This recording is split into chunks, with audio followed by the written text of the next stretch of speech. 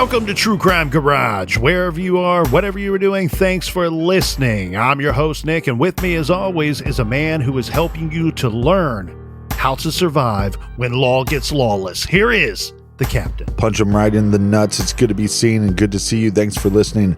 Thanks for telling a friend. This week, we are very happy to be featuring Dos Equis Lager Especial. Dos Equis Lager Especial is a golden Pilsner style beer made from spring water and the choicest of hops, with a balanced composition and a smooth, clean finish. Garage grade 3 3/4 bottle caps out of 5. And let's do some shout outs to some of our friends who are Especial. First up, we have Mally Hawk in Polo, Illinois. The old Haktua. And last but certainly not least, we have Catherine Buchanan up in Victoria, British Columbia, Canada. Everyone we just mentioned, they went to truecrimegarage.com and helped us out with this week's beer fund, and for that, we thank you. Yeah, BWERRUN, beer run. If you need more True Crime Garage for your earballs, make sure you subscribe to us on Patreon or Apple subscription. And Colonel, that's enough of the business. All right, everybody, gather around, grab a chair, grab a beer. Let's talk some true crime.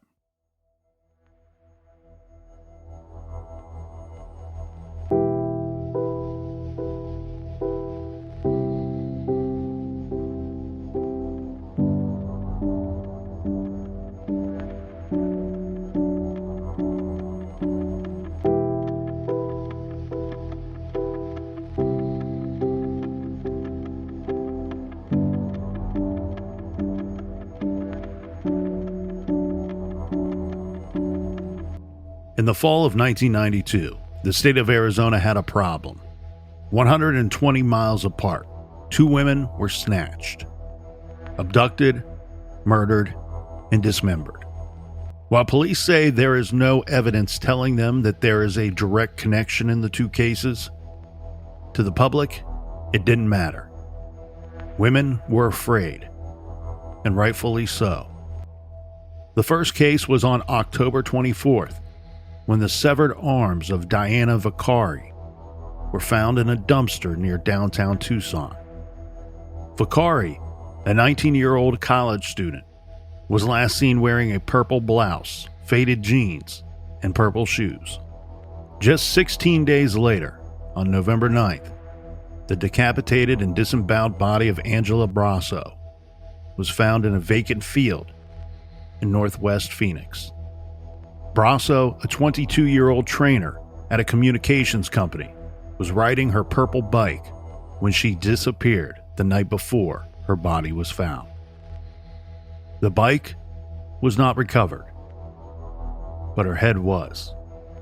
11 days later, 1.5 miles away, found in a canal in Phoenix, Arizona.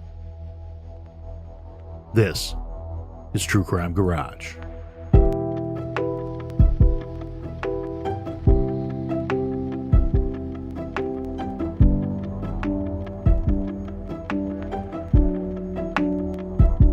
Today, we go out to the great state of Arizona. Unfortunately, as you heard in the trailer, we have some particularly gruesome and horrific crimes to discuss in this week's True Crime Story. The first is that of 19-year-old Diana Vicari. She was at the Tucson Community Center at about midnight on Thursday, October 22nd, 1992. Her car was found abandoned near the La Osa Street the following Monday. Due to traffic, parked cars, and statements from residents in the area, it was quickly determined by police that Vicari's car had been parked in that spot since early Friday morning. Okay, so she goes missing, last seen around midnight on that Thursday, October 22nd. Her vehicle is found on Monday morning, but they're able to kind of backtrack that and figure out that the vehicle had been there since early Friday morning, so shortly after she is last seen. Diana Vicari was missing. At the time, so was her car. So police are out looking for both.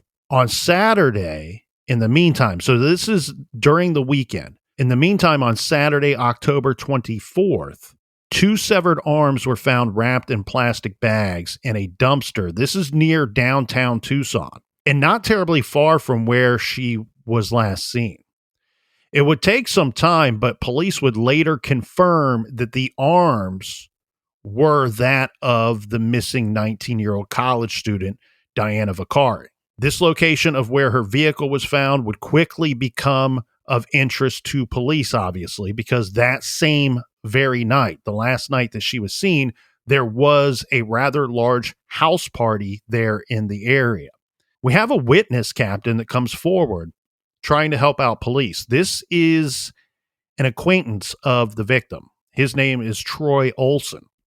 Troy tells police that on the night of October 22nd, the night that Vicari was last seen, he had actually spoke with her. Troy Olson worked as a bartender at the New Orleans nightclub and bar. This is located in Tucson. He said that Vicari was with some guy that he didn't know. Vicari mentioned a party that night to Troy and said that Troy should meet her there. So Vicari wrote down the address of this house party, gave it to her friend, and then she left the New Orleans club. Troy Olson said that he had not seen Diana Vicari since. So police find her car in the vicinity of that party. Her arms were found in a dumpster in Tucson.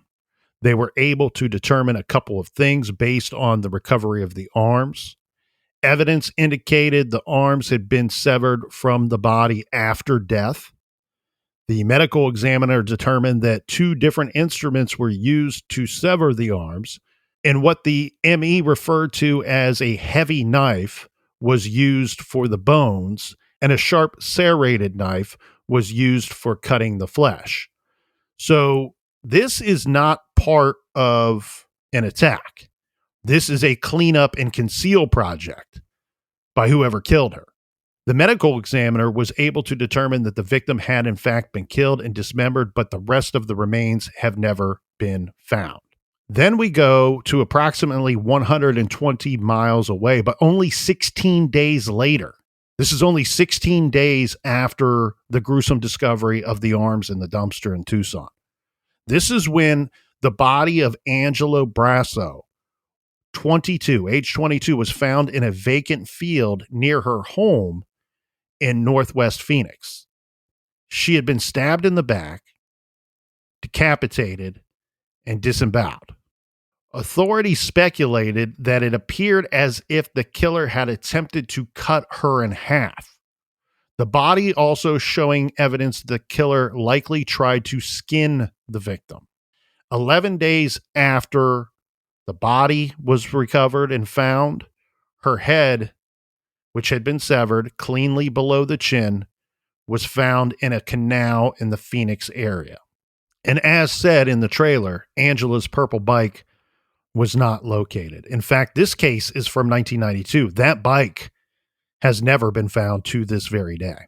Anytime law enforcement finds a victim with severed body parts and within a short time period, again, we have a distance here, but short time period, you would think that law enforcement is going to try to connect these cases on some level. Yeah, well, and with this, that's exactly right, Captain. And these cases, as said, are about 120 miles apart. That is a significant distance. The distance alone is suggestive that these murders are not connected. The dismemberment is different. It's very different. And the dismemberment might indicate and be suggestive that the cases are, in fact, connected, because it's such a rare thing that somebody goes to these lengths to dispose of a body afterward. And we get the opportunity here to hear some of the thoughts and remarks about these 2 cases from some experts. So first we have Captain Michael Ulinchny of the Tulsa Police Department. In the early stages of the Vicari homicide investigation, the captain says, not our captain, the Tucson Police Department's captain, says, quote, "At this point, there doesn't appear to be a tremendous amount of similarities in the 2 cases. But he did say the police department is not discounting any possibilities. Now, when asked if he thought that it could be possibly that Vicari's murderer is a serial killer, this answer doesn't add any comfort to anyone's thoughts or fears at the time. His answer says, quote, "I think the person who did it will probably do it again," end quote. There's a certain level of piece of shit that becomes a murderer. But there's another level to that piece of shit.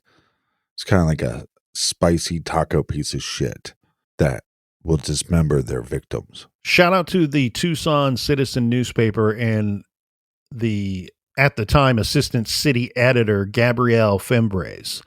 They were smart enough to send the newspaper's write-up of each of these cases to a garage hero. This is the late, great Robert Ressler.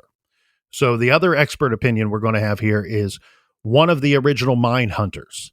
The news media was really honing in on the idea of a serial killer working in the state of Arizona. Okay, so we have to kind of remember everybody about the times here, right? This is 1992.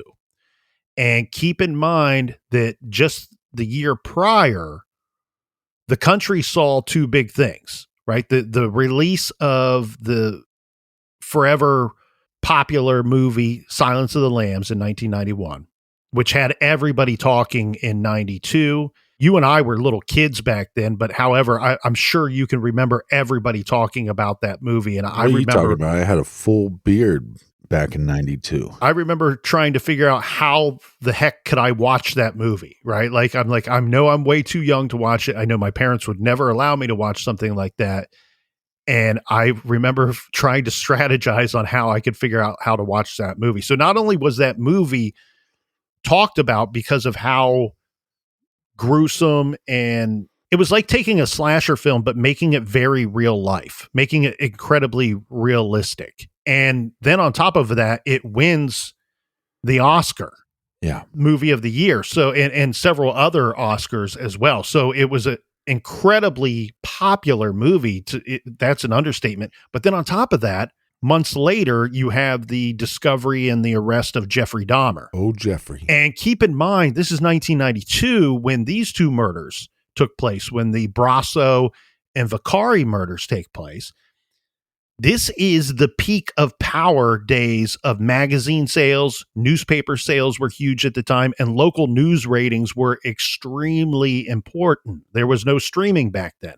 So the things that were selling, the headlines that were selling papers and magazines, and the images that were selling magazines, and the stories that were getting people to tune into the local news, unfortunately, were serial killer stories because it was on the minds of the people of the nation.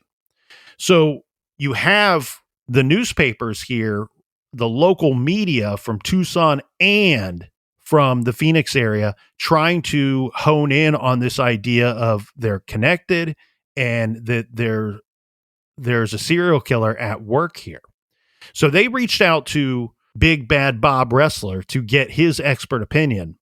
And this is what he had to say. So while Tucson and the Phoenix police are saying early on that there is no evidence that the cases are connected, what the paper referred to as one nationally known expert on such crimes says he would take a strong look to see whether the two could be related. Ressler said he has studied dozens and even hundreds of dismemberment murders, while Ressler cautioned that he was speaking in general terms and was not very familiar with the Arizona cases.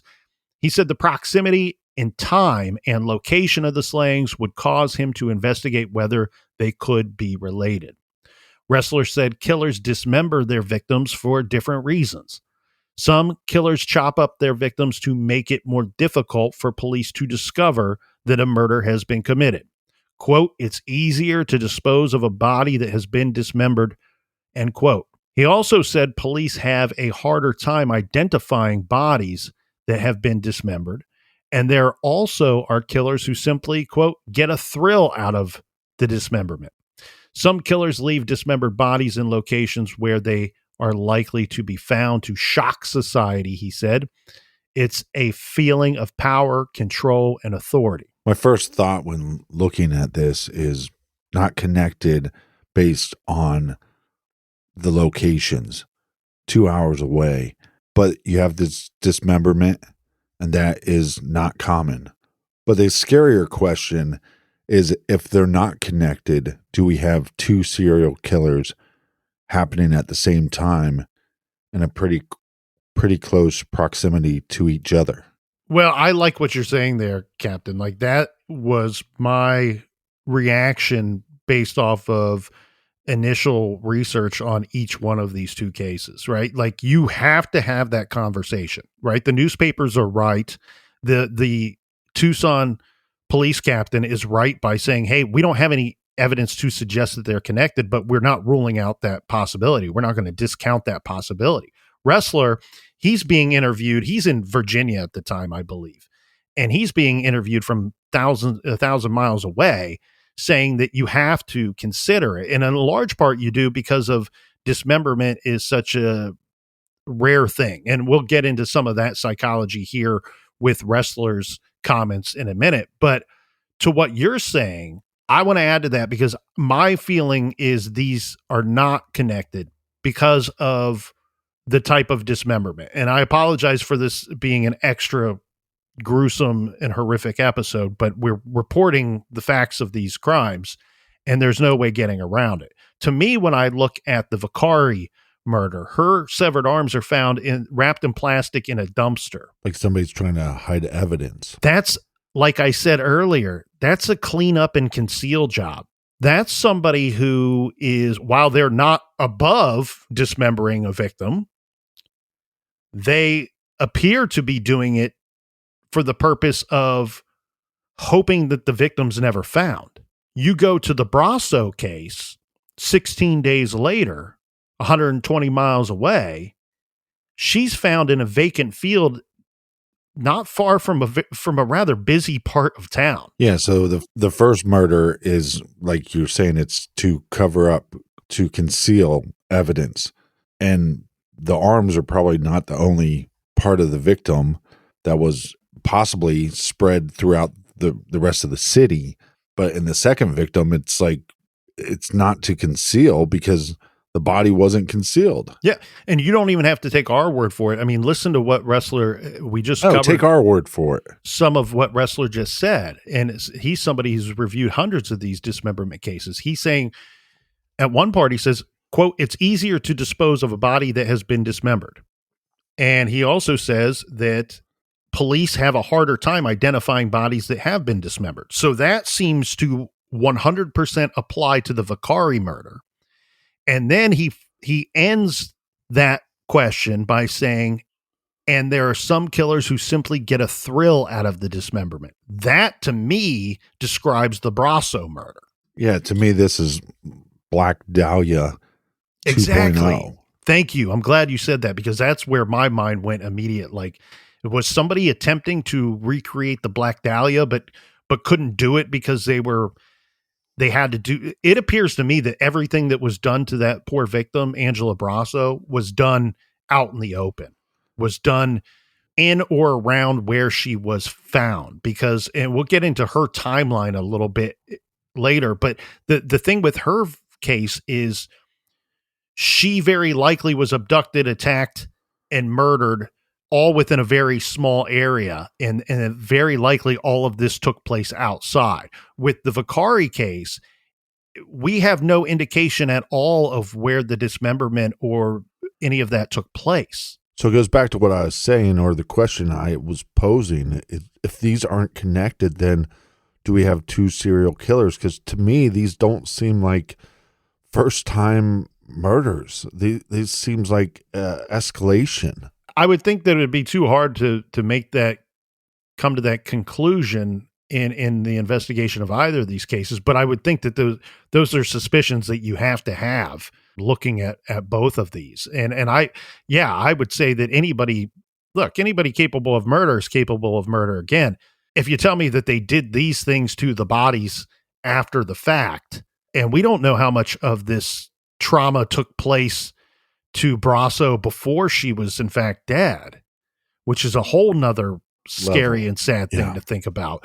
But yeah, there's no way that you can't think of serial killers or a serial offender with this type of behavior and these type of actions that have been taken.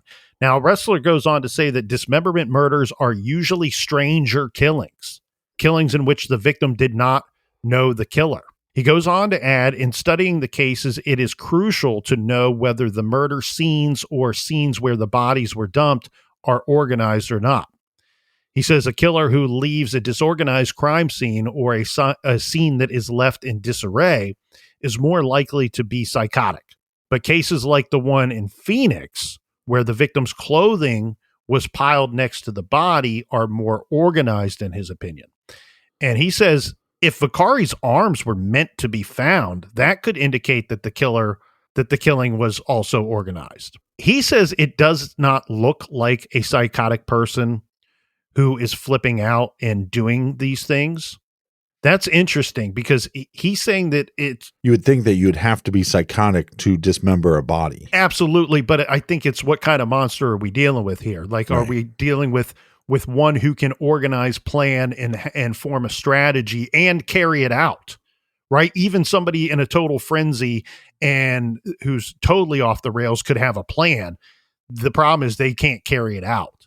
And what I think he's saying here and suggesting here that from what he's been able to see, what the information that was sent to him in his review is in the Vicari murder, somebody very cold and callously and calculatedly tried to conceal this body.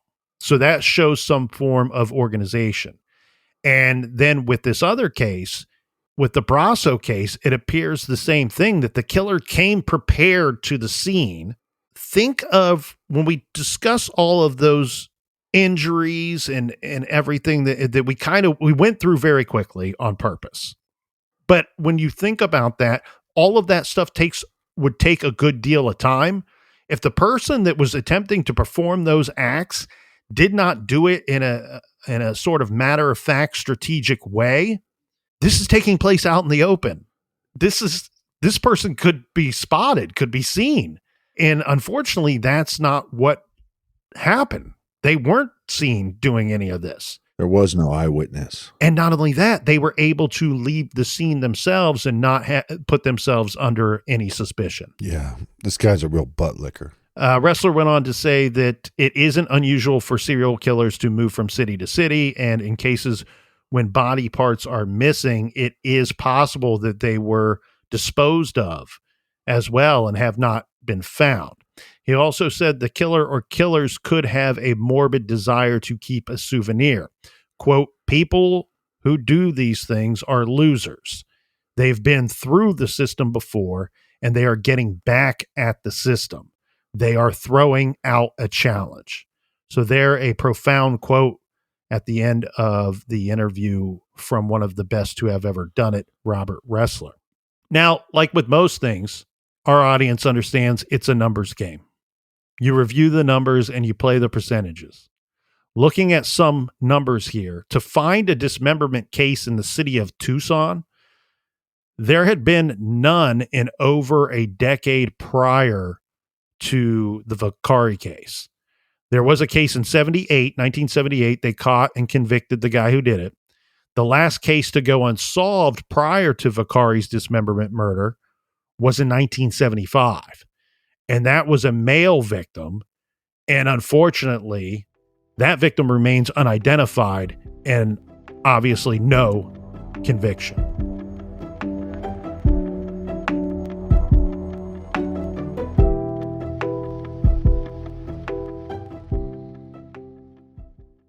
Imagine a burglary at your home. If you're picturing a shady character sneaking about under the cloak of night, you may be surprised to learn that according to the FBI, most break-ins happen during broad daylight and spike during the summer when more homes sit unattended and the days grow longer. That's why you need Simply Safe Home Security now. With Fast Protect monitoring and Live Guard protection, Simply Safe agents can act within 5 seconds of receiving your alarm and can even see and speak to intruders to stop them in their tracks. You'll never be locked into a long-term contract, so you can cancel at any time. Pricing is transparent and affordable at less than $1 per day with no hidden fees ever. It's easy to install and activate your Simply Safe system in less than an hour, or choose professional installation to have a pro do it for you. I love Simply Safe's tech and the peace of mind I have with Simply Safe's home security. Whether I'm in for the night, leaving town for vacation, or just driving to the garage, I just set it and forget it and know that I am protected. Protect your home this summer with 20% off any new Simply Safe system when you sign up for Fast Protect monitoring. Just visit simplysafe.com/garage. That's simplysafe.com/garage. There's no safe like Simply Safe.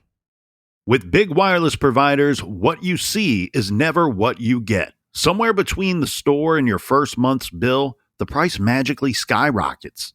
With Mint Mobile, you'll never have to worry about gotchas again. When Mint Mobile says $15 a month when you purchase a 3-month plan, they mean it. I do not like to do business with anyone or any entity that provides me with complicated bills, upcharges, and is constantly increasing their monthly fees. It's dishonest. It's bad business practices. Mint Mobile is not that. All Mint Mobile plans come with high-speed data and unlimited talk and text delivered on the nation's largest 5G network.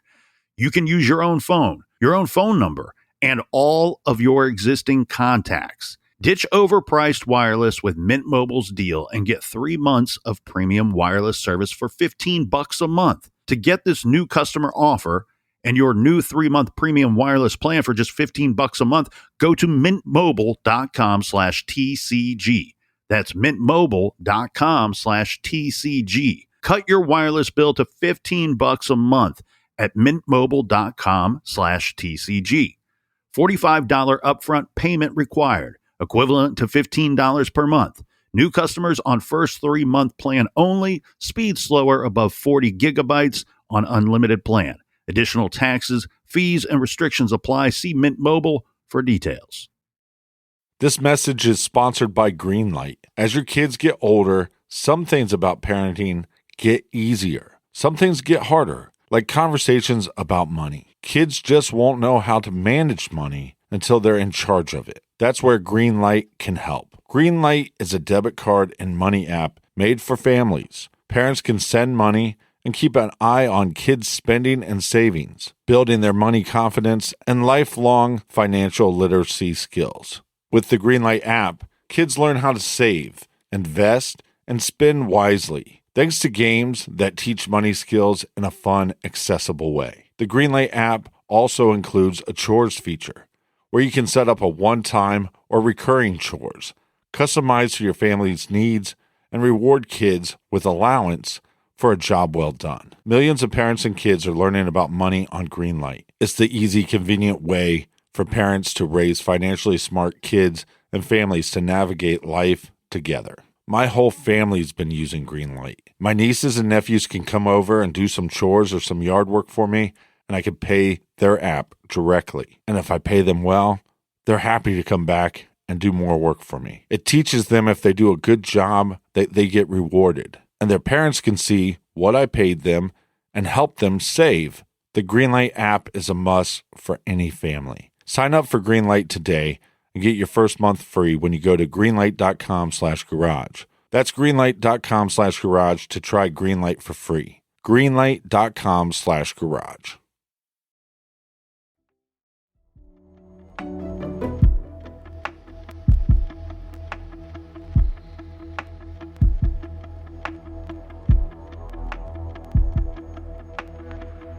All right, we are back. Cheers, mates. Talk hands in the air. Cheers to you, Colonel. Squatty cans in the air, too.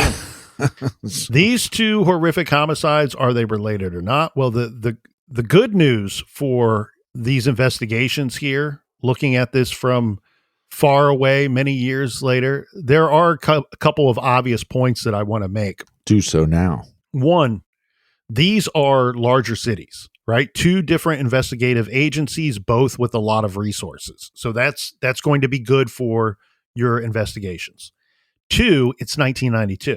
So you have 90s technology to help you with physical evidence collected at the scenes, physical evidence from the victim's car in the Vicari case. You're hoping to find something there, and a better understanding of forensics in general.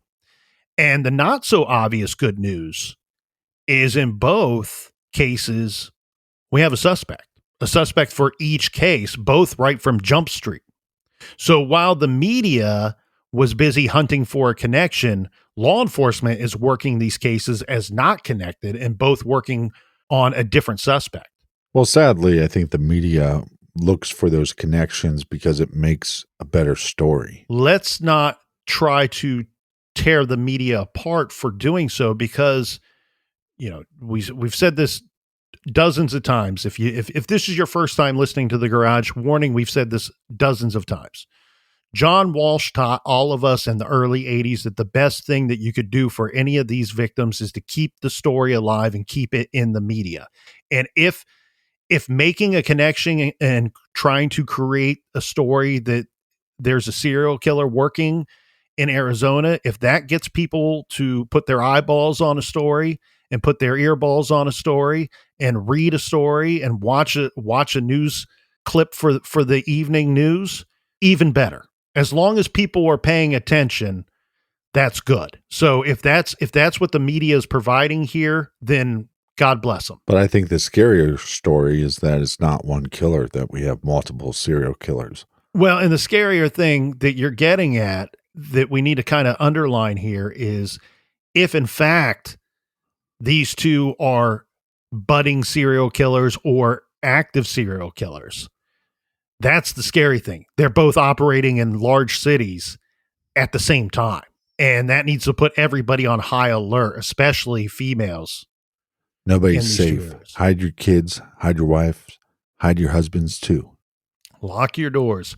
For the Vicari murder, they are looking for the man that was with Diana Vicari the night that she went missing, right? That's obvious, right? We have the friend. They have a description of this man, but no name for this man. The friend that saw the two of them together at the bar when she invited the friend to the party. We got to figure out who that dude is, right? He's not come forward to say, I was with her that night. This is where I dropped her off, or this is where I last saw her. The last reported sighting that we have of our victim is from her acquaintance, friend, bartender at that New Orleans nightclub.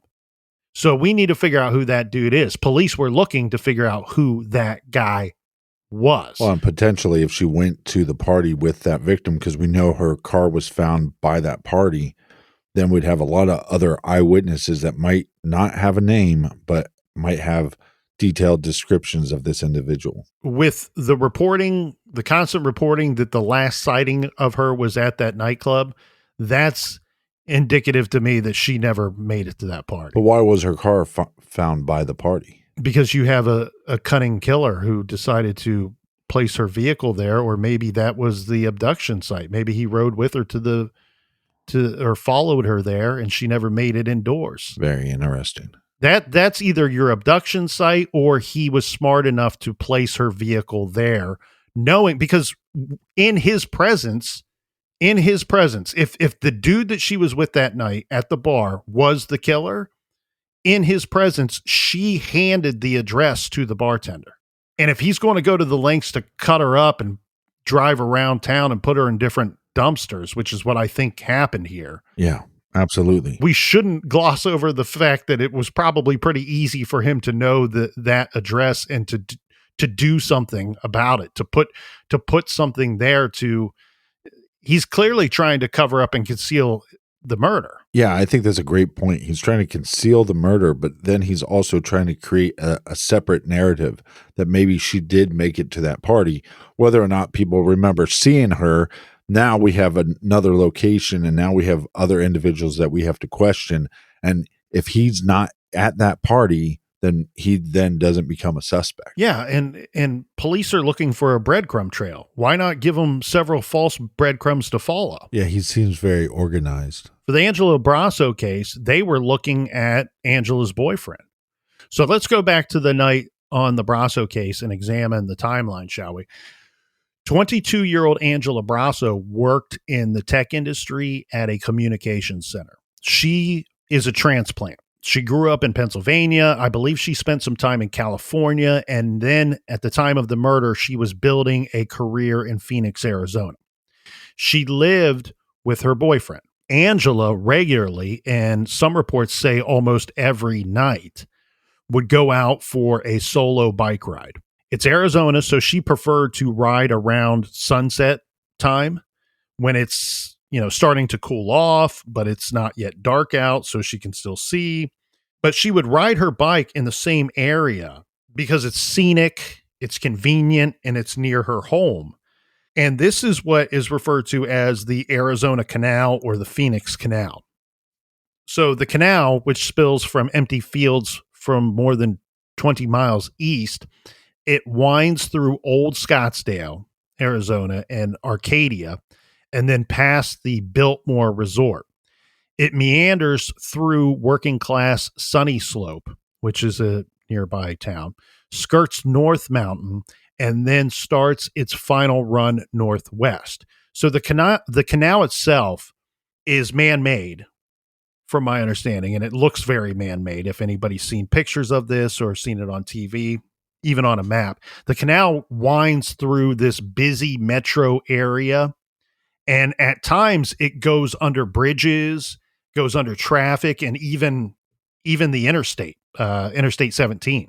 So when she goes out riding, and you'll see, like, this area is popular for people walking their dogs, and riding bikes. A lot of bike riders out there.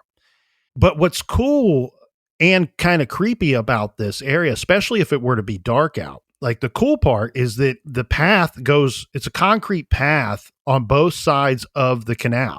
It makes it very convenient and an obvious location for people to want to walk or to ride their bikes.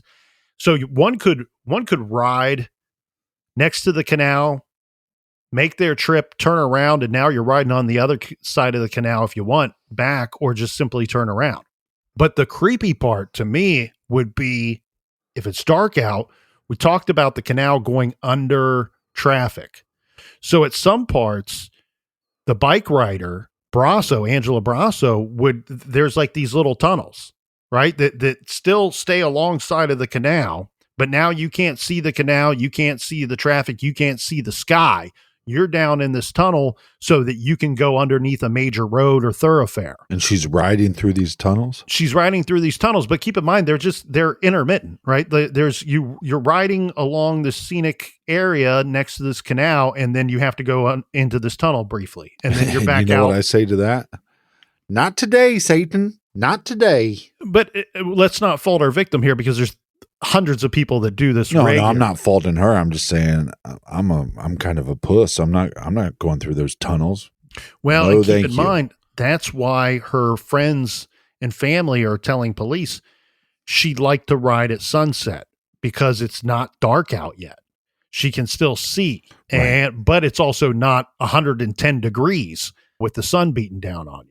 This is part of her regular routine, and this is where somebody abducted her from. Well, and like you said, Wrestler was saying it's most likely because of the dismemberment, a stranger on stranger crime.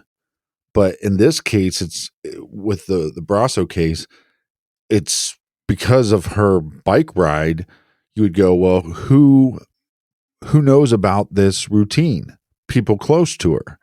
So is it possible that the suspect is somebody that knows her and knows her routine? Oh, yeah. As an investigator, you're not just taking Wrestler's word for it and eliminating everybody that knows her.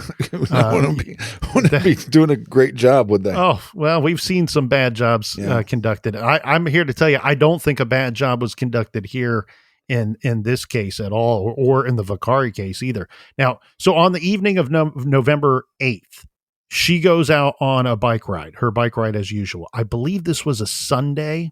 So she does not come home. We know that later she's found dead the next day. The bicycle has never been found. Mm-hmm. But in the meantime, the boyfriend who lives with her says that he's at home when she went out. He says he's at home baking a cake. The two were going to be celebrating. I believe it was her birthday that they were going to be celebrating that night. And some reports state that the couple had planned to watch television together that evening. But when Angela didn't return, her boyfriend, he got worried, got concerned. He grabbed his bike, according to his statements to police. He grabbed his bike, and then he went out looking for her. Well, not just TV. They were going to watch HBO, which is premium content. And he searched in his words for an extended period of time. And in fact, he says several hours to no avail. And then he notified the police. Okay, so she's found the next day in that vacant field. And from my understanding, Captain, it wouldn't have been too hard to spot her there. So that's going to be a red flag for police when you're told by this guy, he knows where she rides. He hopped on his bike and went out looking for her for several hours. He never discovered her. Okay, so that's going to be concerning for you if you're an investigator. But we should focus in on the timeline. If she is, in fact, riding at sunset during twilight and it's going to be dark soon, one could surmise that by the time he's out looking for her, it is, in fact, dark. She's not found on the bike path or directly near the bike path. She's found in this vacant field that he just simply was looking for her and as said, did not find her. The other problem, though, becomes his alibi is that he was out looking for her for hours. You're not going to have anybody to corroborate that alibi.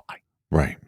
Right. And so he could have been doing the right thing and not guilty of anything at all, but the alibi isn't solid either if you're an investigator. And then this comes into play. It seems too vicious of a crime for somebody that's into baked goods. The police say that the boyfriend became a suspect after telling the detectives that the relationship was great. And then they talked to some of Angela's friends and they told a different story. Right. Now, I want to be clear here because we need to make sure we are accurate on the details. None of the friends were saying that this guy was terrible, that he was abusive or anything like that. Keep in mind, Angela Brasa was 22 years old. Anybody that's been in a relationship in their early 20s, look, sometimes you're just with the you live together and you discover maybe this is not the guy or girl for me. Yeah. Right. Like maybe we don't have as much in common, or maybe we don't have the same interests, or maybe we don't have the same goals for our life or family life. And it takes to living together to learn and understand that. Yeah. Not all boyfriends are going to be Ryan Gosling. Well, and while he says the relationship is great, it may have been great. It may have been great for him. Maybe Angela was bored, or maybe she's 22. She's young, So she had told some friends that she was considering ending the relationship at some point. So this makes police wonder, did the boyfriend in fact do something? When you're hearing two sides of the story, the question then becomes, is he telling us a fib? Right? That's where it goes to me. If he's telling a fib, and that's what you have to get to the bottom of, I think, when you're doing this investigation. Is he telling us a story? Is he just telling us what he thinks we want to hear? Or is this what he actually believed, what was going down in the relationship? And the other thing we should point out here too, and this is from the Phoenix Police Department statements, they said that at no time was he not cooperative with the investigation, that he cooperated with police. Anytime that they asked to interview him, anytime they asked to search the apartment where they lived, he always followed through and allowed them to do that. He always sat down and discussed anything with them. So not major red flags, but you have to form a suspect pool, and that's naturally where it's going to start. Well, and again, the guy could be cooperating with you, but if he's telling you the truth, his truth still might not line up, or it might not might line up with what? Like, I mean, his truth that he's telling you. For example, when they go, well, where were you? Well, I was out looking for her. So that could be the truth, but there is no way to back up that story. So as far as law enforcement goes, you go, alibi, doesn't have one. Yeah. Yeah, of course. That's all I'm saying. That's something that we talked about. But the thing that you, I believe you're trying to get to earlier, and this was an item of concern for me, a major item of concern for me here. Yeah. Would be the victim's head. Okay. And I'm sorry, there's no nice way to talk about this stuff, but the victim's head was found Some reports state 10 days later after the body was recovered. Most say 11. So we're going to say 11 because it's like 90% of the reports say 11 days later, the victim's head was found, and all reports say that the victim's head was found in the canal. Okay. We say it all the time. Water is the killer of evidence. Time is the killer of evidence. Do you want to know what everyone was saying when this item was recovered? That there is no way that this had been in the water for 11 days. No way that this is what everybody was saying. Now I'm relaying it. So now I know that perverse and psychotic comes in all sorts of different kinds of packaging, but from a homicidal psychology perspective here, the boyfriend, the husband, when they are the killer, rarely, I have a hard time of thinking of one case at all where they keep the victim's head, That is what I think happened here with this. I think whoever did this kept the head as a souvenir. Yeah. That is why it did not look like it had been in the water for all of that time, because it wasn't. Someone kept it, preserved it until things either got too hot or it no longer served its purpose. Or they got too scared. So to further along that point, this is from the Arizona Republic newspaper. Now, keep in mind, this case originated in 1992. That's a long time ago. So over the course of over 3 decades that this case has been in the news, reporters have come and gone. One great reporter who was on the case back in the day reported this about the head. This is from William Herman, a great reporter. And it states, 11 days later, a man named Mark Qualls spotted the rest of Brasso's remains in the canal near Metro Center. Qualls, 39 years old, was known to live outdoors and went by the nickname Fisher King. Some suggested it had come from the Robin Williams movie. Shout out to Robin Williams. Rest in peace. But Qualls also successfully fished the canal. He was a fisherman of this canal. And this is very bizarre, this next part. And it's actually just going to keep getting more bizarre. Great. His mother, this Qualls guy, his mother told him that she believed that he would find the slain woman's head, which in fact we know that he ended up finding him. Oh, God. She told the reporter, William Herman, quote, "It was just a strong feeling I had." Now, keep in mind, though, the Fisher King. She's reading about this case in the newspaper, and the canal is right there. Her son is out there, from my understanding, day and night fishing this canal. So right. if you were to make, this is sort of a great prognostication here, but also, again, playing the numbers, he's out there every day. If anyone were going to find it, he's got to be at the top of the list. It sounds bizarre at first, but he's sitting there going, I'm fishing every day in this canal. If anybody's likely to find this item, it's going to be me. So William Herman, one of the number one top reporters on the story at the time in 1992, this is his words from talking to police and from talking to the Fisher King who found it. Quote, "I was told her head was in too good of shape to have been in the canal all of that time," Herman said. "The killer either kept it in a refrigerator or an ice chest. Now we have a pretty good portrait of a 110% madman. He had 2 trophies, a head and a bike, and he put the head back." Another profound statement there. Now, the case was drawing attention from other parts of the country as police searched for similar killings. And then the bad news just continues to get worse. In September of 1993, the discovery that seemed inevitable was made. Melanie Burness's body was found in the water, and no one could ignore the coincidence. William Herman said one of the first questions he asked was whether Melanie Burness was riding a bicycle before she was killed. His sources said she had a bike, a green SPC Hard Rock Sport, and had been riding it along the canal. It was not found at the scene. A shiver went up my spine, Herman said. Now we had two.